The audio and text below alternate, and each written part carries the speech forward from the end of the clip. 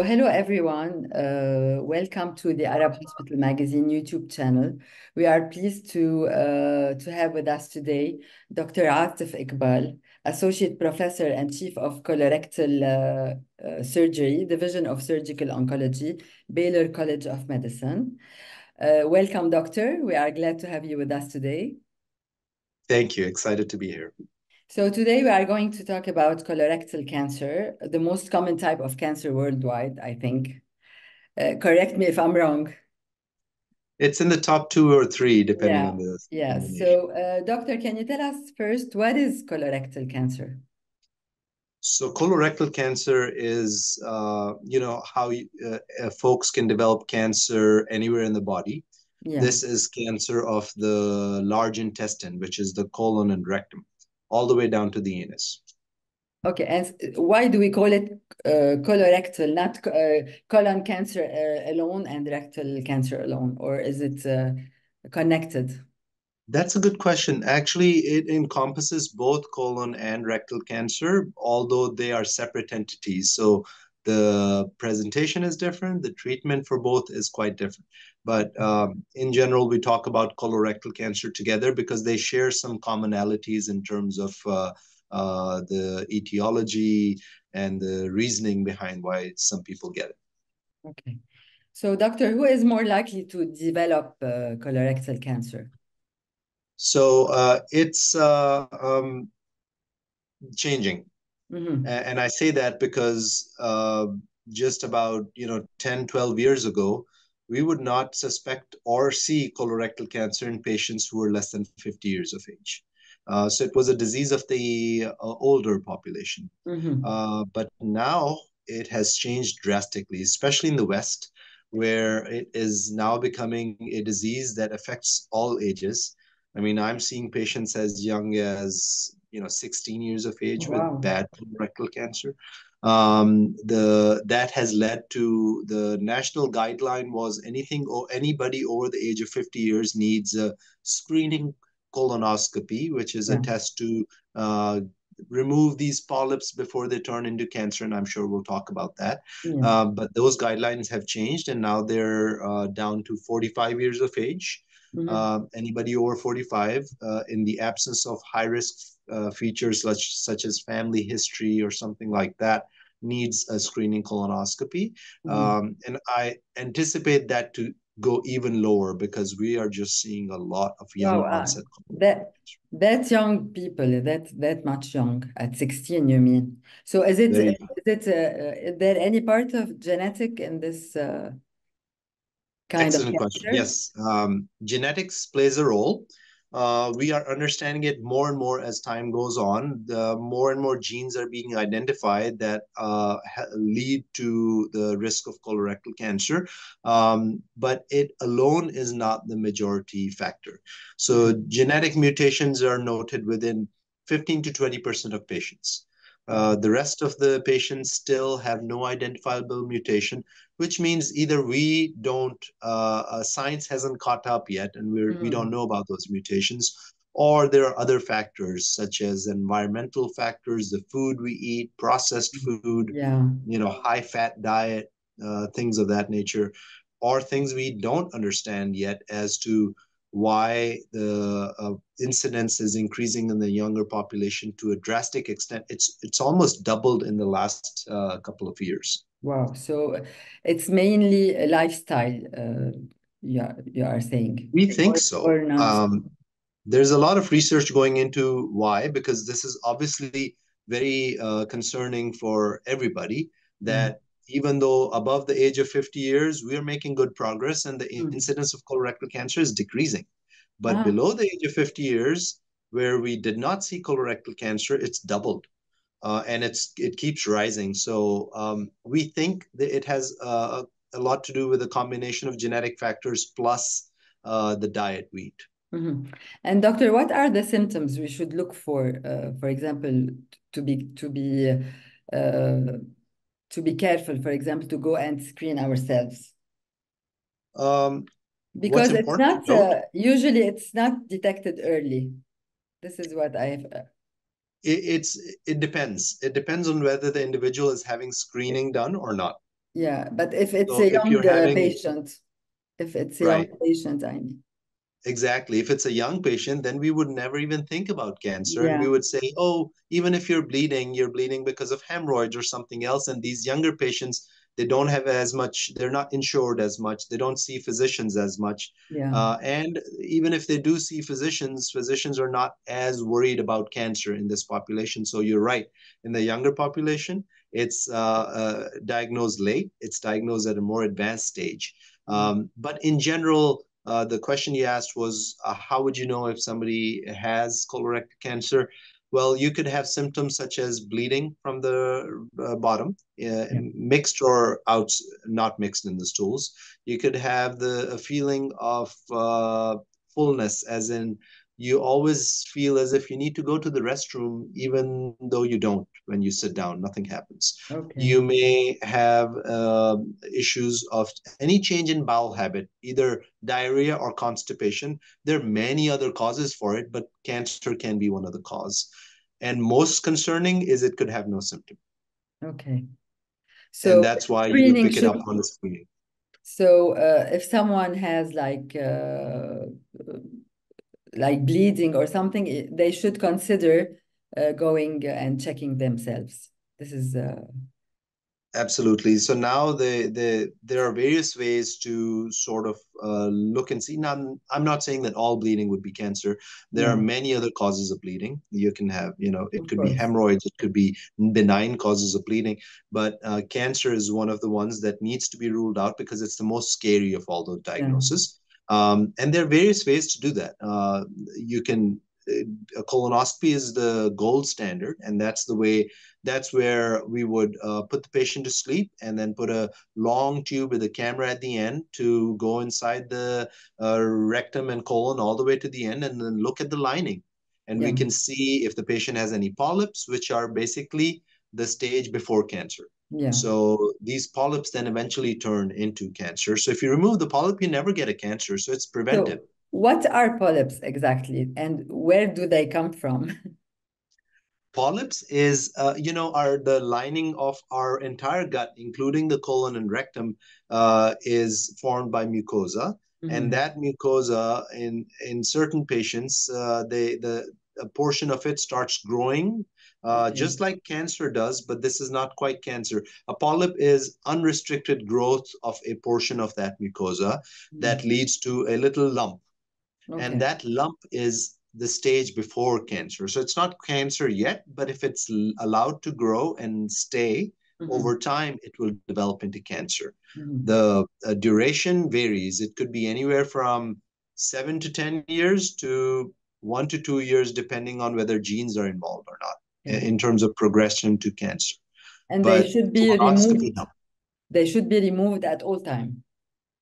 Absolutely. So the advantage of doing a colonoscopy is not only can we see and diagnose them, but we can also remove the Yeah. polyps, Okay. and that means you just prevented a possible cancer in that individual. So not all polyps will degenerate to becoming cancer.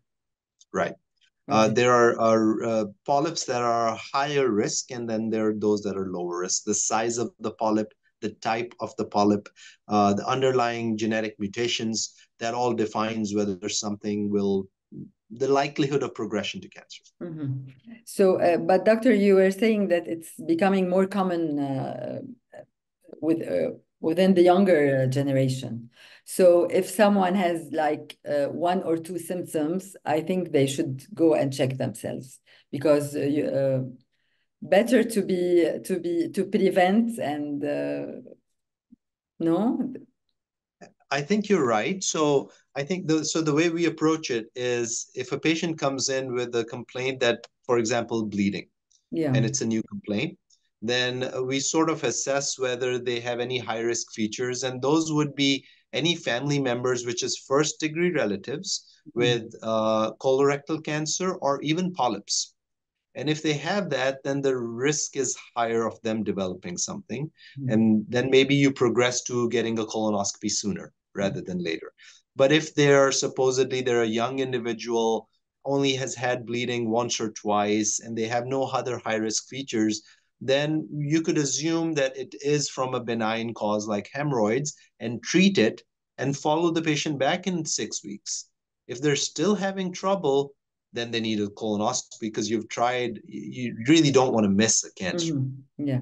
So if someone who doesn't have a history, a family history, I mean, at what age should a person go and have a colonoscopy? It depends on whether they're having issues or not. Without If issues, I mean a normal person. screening.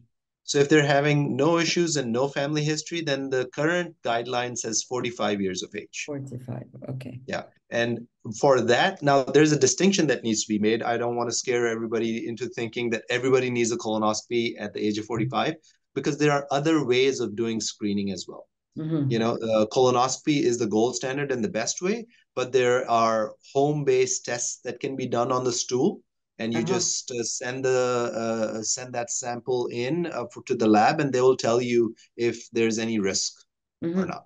And that Mm-hmm. can be done every year.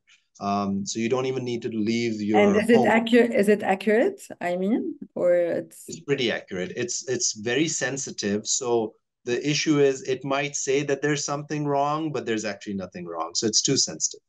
okay. But that's okay. That's what we want. And doctor, what are the latest treatments for colorectal cancer now? So, cancers are treated by three ways. Once you have a diagnosis, well, the first step is you need to figure out how much has it spread. Yes. And that we do with scans to see if it's still localized to the colon, or it has gone to the lymph nodes, or it has spread to the rest of the body. Mm. And the treatment for all these stages is a bit different. But let's assume that majority of the individuals, they don't have spread to the rest of the body, as in it's just localized to the colon or the lymph nodes, and that's still curable and treatable. Mhm. In that instance, for all cancers in general, there are three things that can be done: chemotherapy, radiation, and surgery. Mhm. So this is where colon cancer and rectal cancer need to be separated out a bit because they're treated a bit differently. Mhm. So let's start with colon cancer, Colon, which is the yes. easier version to deal with. So colon cancer typically is after diagnosis, and once you've figured out that it has not spread to the rest of the body, the next step is typically surgery, Okay. in which we remove that organ along with the lymph nodes, and usually we can hook things back up together, and people can avoid the bag or an ostomy. Mhm. Uh, and then a pathologist looks under a microscope and sees, is there cancer in the lymph nodes or not, which we have already removed. And Mhm. if there is no cancer in the lymph nodes, then typically that's it. Patients don't need anything further. We just keep an eye on them for 5 years. Yeah. If there is cancer in the lymph nodes, then typically they need chemotherapy. Mhm. And what is the percentage of recurrency in this stage of cancer? That depends on the stage. So the stages are 1 to 4, Yeah. 4 being where it is spread throughout the body or beyond the colon and lymph nodes. Stage 3 is in the lymph nodes, and stage 1 and 2 is early. The recurrence risk is pretty close to zero for Mhm. stage 1 Mhm. to anywhere close to around 40-50% for the higher risk stages. Mhm. But in general, what I think the message that we need to give is a message of hope, because colon and even rectal cancer now is not treated anywhere close to how we were treating it even 4 years ago or Okay. 5 years ago. Now there are newer treatments. There are our ability to figure out if uh, a patient will benefit from a treatment before giving them the treatment. Mhm. It exists. Genetic mutation analysis exists. So all of these things help personalize the treatment that we are giving to individuals. So the degree of response that we are seeing with treatment is much, much higher than we have seen in the past. So Mhm. even if it is, let's say, worst case scenario, somebody gets a news that they have stage 4 disease and it's Oh, spread yeah. to the rest of the body, even in that case, there is a chance for cure. Mhm. Oh, great. So you're saying the treatment for colon is different than rectal. So colon, the first thing you do is surgery mainly, but for rectal, what is the treatments Rectal gets available? really confusing. Yeah, Rectal it's is where harder, I think. Yeah, chemotherapy, It's harder It's than. harder because rectum is, the portion of the large intestine that's just above the anus. So it's down in the pelvis, and Mm, it has a lot of important structures next to it. The bladder, the mm, uterus, and all these other things, and the sidewalls and the bones. So rectal cancer can spread to areas where colon cancer cannot spread, and can involve tissues and organs that colon cancer typically does not involve. So yeah. that makes it challenging. The treatment for rectal cancer is all three typically: chemotherapy, radiation, and surgery. Now, I say that with very generically because rectal cancer is at this point in time going through uh, um, treatment metamorphosis. What I mean by that is the treatment is changing rapidly. There are so many trials that are ongoing, and every trial sort of adds another piece to the puzzle of rectal Mm, cancer treatment. mhm, So, just to give folks some background, um, many years ago, we used to offer the same treatment that we offered colon cancer, and we used to operate upfront. And then we did chemotherapy and radiation if needed down the road yeah. after surgery. We realized over, I think, 10 years ago that that was the wrong thing to do, and Mhm, that radiation should be done before surgery. So then radiation moved up before surgery. mhm, So then for the longest time, even now, majority of the world and the US is probably still doing radiation, then surgery, then chemotherapy at the end. mhm. But now, with the more recent trials that have come, are ongoing and have resulted, we, I think, have realized that surgery goes to the end, Mhm. probably. So this is And because it's closer to other organs. That's why you do it's radiation. because what we have realized is the more you give upfront before Yeah. surgery, as in the more radiation and chemotherapy, the more shrinkage we get in Mm. the tumor. And not only do we get shrinkage, but there's a reasonable chance, there's up to a 30% chance that this tumor might just dissolve, go Okay. away completely. Uh-huh. And you could potentially even avoid surgery. So it's very dynamic field. Mm. So what I can tell you is every patient with rectal cancer has a very individualized treatment Mm. plan, and it is not a one for all sort of treatment at And this do point. you use immunotherapy also for this kind of cancer, or no, it's not, it doesn't work? Excellent question. Yeah. So immunotherapy is the new kid on the block, right? Yeah. Everybody's talking about it, and they're talking about it because of a good reason. Immunotherapy is essentially our an agent that can it's like chemotherapy. It can be given to the patient, and the tumor shrinks as a result of it if the tumor is a candidate for it. So that's the biggest thing. So basically, we are testing all these tumors now as soon as they're diagnosed for that. And if the tumor is a candidate for it, then we definitely want to give immunotherapy, Mhm. because there have been some reports that have shown, I just told you 30% of the time the tumor disappears. Yes.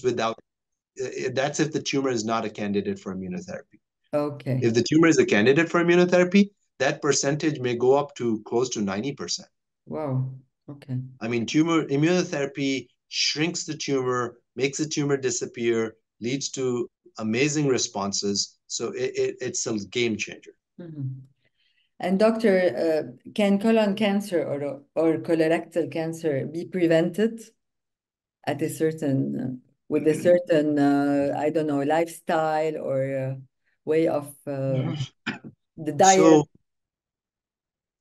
that's I think it can, and I say I think because we don't know all the causes of Hmm. colon cancer in terms of the environmental and the different foods that cause it. But Hmm. we think if you stay away from a high fat diet, if Okay. you stay away from, for example, a synthetic diet. Unfortunately, most in the U.S., it's a lot of processed food, canned food, not fresh Yeah. food. So if you do a lot of that synthetic stuff, then the risk is higher. Mhm. Also, keep up on the screening. So if you keep up on the screening we just mentioned, you never the polyp never gets a chance to develop into cancer. So you may have a polyp, but you can get the polyp removed. So I think a combination of that, colorectal cancer is definitely a preventable disease. Okay. And is there any genetic testing that someone should do, for example, if they have history, a family history of colorectal cancer? Yes, if anybody listening has a first degree relative Yeah. that has colon or rectal cancer, then or even a history of polyps, then they Hmm. should talk to their family member if they're still alive, figure out and talk to your physician because Yeah. that's going to be the best resource because not all situations are the same. So just to give you a very brief overview, Hmm. if somebody has a first degree relative who was diagnosed after From the age of both 50, sides both of sides. yeah, Yeah. mother, But father. you Okay. know, maternal aunts don't Matter. count, Yeah. paternal aunts don't count. It needs to be mom, dad, siblings, Hmm. sons, daughters, first Okay. degree. So, in first degree relatives, if the diagnosis of the colorectal cancer was done after the age of 50, Mhm. then you're probably okay. You're still average risk. But if the diagnosis was before the age of 50 years, then you're potentially high risk. And then you need to figure out if that individual had any, that family member had any mutation. Now, Okay. they may have been diagnosed when mutational analysis was not being done on the Yeah. specimen. So if Hmm. the specimen is still around, it can still be done. But Hmm. if the specimen is not around, then unfortunately, no. But if you know of the mutation, then family, the next step is typically a genetic counselor because Hmm. the genetic counselor will sit that individual down, to make a family tree, figure out who has what diseases and cancers, figure Hmm. out what specimen are available for testing, and help through the process because it can be very confusing. And what are Um, the mutations for the colorectal cancer? They are different from other cancers. Well, there are some that are common with other cancers like APC Okay. mutation and something of those sort. But the big ones that we talk about are Lynch syndrome, which is Okay. a specific syndrome in which there is microsatellite instability, Mm-hmm. or we call MMR mutations. These mutations are in a portion of the DNA that repairs itself. Mm-hmm. And when you have the mutation, the DNA is unable to repair and patch itself up, and that leads to cancer. And from that standpoint, it can be easily tested on even the biopsy tissues that are done with a colonoscopy. And now there are, if there's any concern that the patient has a mutation, now there are so many blood-based genetic profiling Mm-hmm. testing available that can be done, in which the folks will just come to your home, draw blood, and will test it for all the different mutations that are out there. And So there are various options. and if someone is positive for the mutation, for example, what is the road he should take? For example, only screening, early screening every 6 months, or what are the preventions he should take? That's an excellent question. So I think it depends on what mutation. So Okay. that's the key. Mhm. Because the blood test, for example, that I just mentioned, it'll give you thousands and thousands of genes and we'll look for all these mutations. And a majority of these mutations, we don't know what to do with. Mhm. So it creates anxiety more than anything Yeah. else. Mm. But if you're specifically looking at mutations, for example, for colorectal cancer, the MMR genes that I talked about, if somebody has an issue with one of those genes and they're high risk for colorectal cancer, then that individual needs to discuss with their physician and surgeon specifically, because you might want to have the colon removed before you develop cancer. That's also an Completely option. removed, or Completely removed, because the risk in some of these mutations, the risk of developing colorectal cancer is very high. okay. So the individual will develop colorectal cancer at some point. So it's not a matter of if, it's a matter of when. So then the question arises, now what do we do? Do we wait for them to develop cancer? Do you prophylactically remove a portion of their colon or all of their colon? Mm. Do you remove, do you wait for the first cancer and at that point remove all of their Right. colon? Yeah. Do you wait for the cancer and then just address that cancer and then continue ongoing intensive colonoscopy surveillance? So, all of these options that I mentioned are options. Mm-hmm. There are recommendations and guidelines from Mm-hmm. societies based off of the genetic mutation.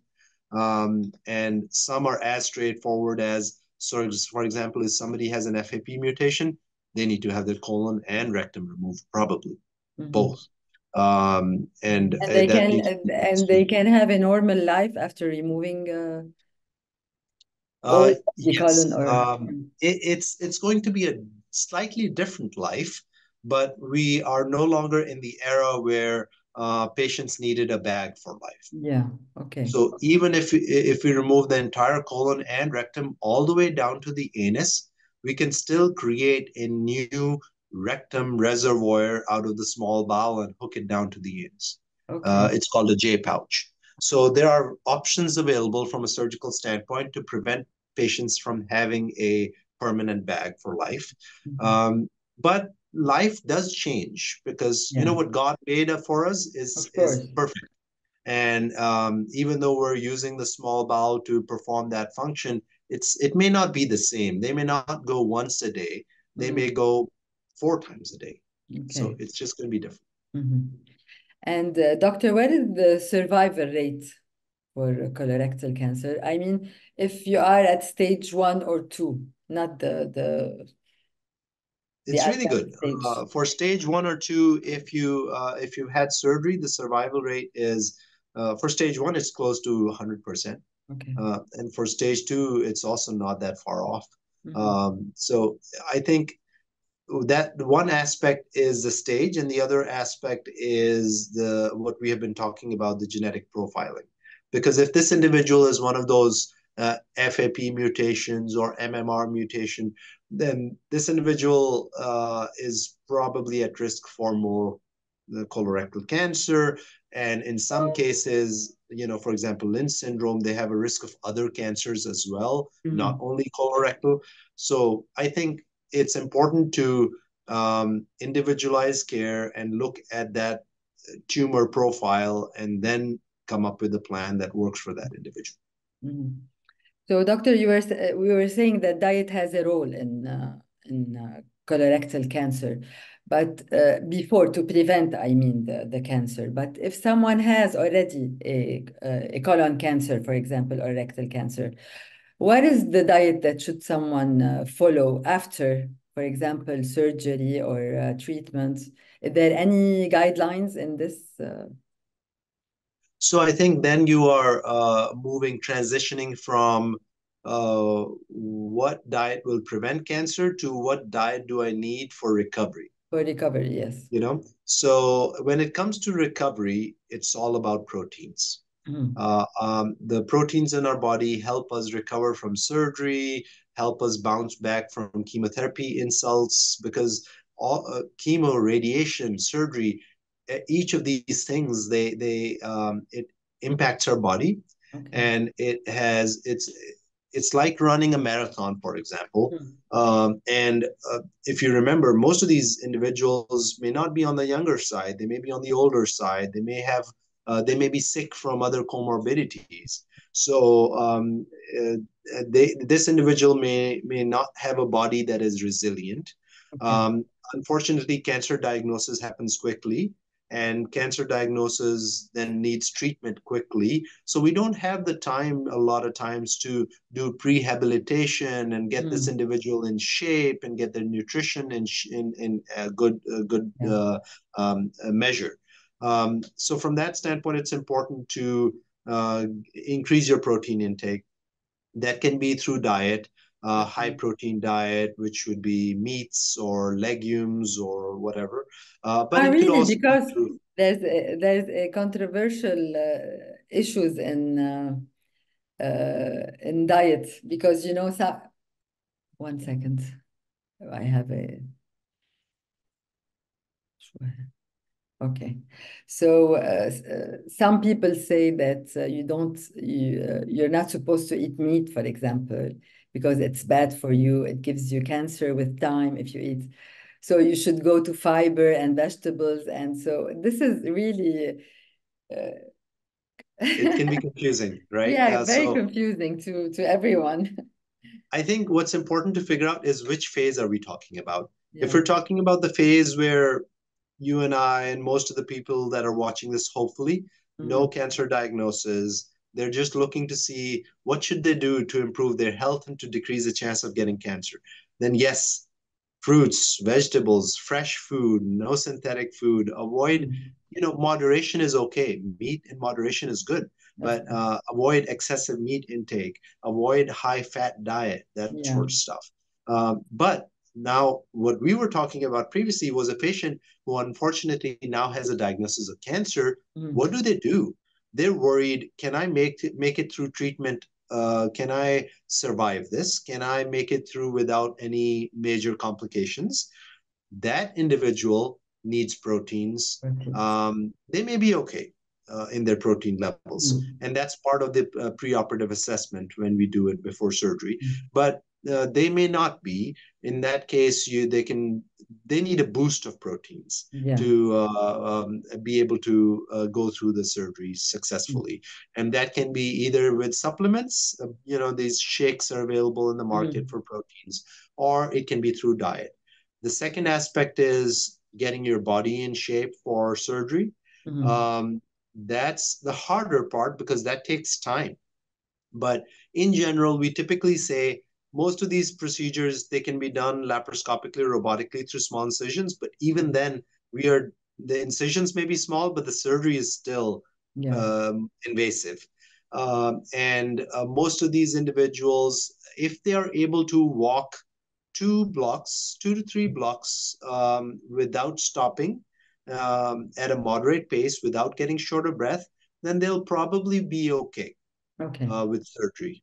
But if not, then they need to sort of get up in the habit of walking and getting their stamina built up for surgery. Because as I said, surgery is like running a marathon. We don't take people just off the street and put them in a marathon. They Of train for course. it. Yeah. Unfortunately, with surgery, we don't do that. But staying active is key to recovery also Absolutely. after surgery. Before, during, and right after surgery as well. Activity, the more active the individual is before surgery, the better they will probably do with surgery. Okay. And the better they will do after surgery with complications as well, because activity means less chance of blood clots and Mhm. DVTs, pulmonary embolism or blood clots in the lung, less chance of just other complications that can happen with bed sores and things of that nature, pneumonias because the patient is active and coughing and not having dependent secretions in the lungs. So a lot Mhm. of complications are avoidable. Mhm. Great, doctor. What is your advice at the end of this interview for all the people out there? I think listening to something like this can be scary. Yeah. But I think the message that we need to send is a message of hope, a message of taking care of yourself and your body. Because what we are saying here is yes, colorectal cancer is on the rise, but we also said it's a completely preventable thing for most individuals. So if you take good care of yourself, you eat healthy, you stay active, you keep up with the screening, whatever it might be, the home based test or the colonoscopy, whatever, Yeah. keep up with the screening. Hopefully, you'll never need to discuss the treatment of colorectal cancer with a physician. But if you're in that group already or you know of somebody, Mhm. hope is not lost because majority of colorectal cancers we can cure and we can treat and people do well with it. And this is the day and age where we are not talking about can we cure cancer? We are talking about can we get this cancer with chemotherapy and immunotherapy to completely disappear and not even need surgery? Yeah. We are talking about if we need surgery, can we do it through laparoscopy and robotics, through small, With a tiny minimal incisions, invasive, yes. minimally invasive? and we avoid bags for life, and the majority of the times we can. So I think most people, they go through treatment and they still live a good life. So that's the take home message. So thank you, Doctor, for your time and the message of hope you gave us at the end of this interview. And it was a pleasure having you with us, and hopefully for other interviews in the future. Thank you, Myrna. Appreciate it. Thank you very much.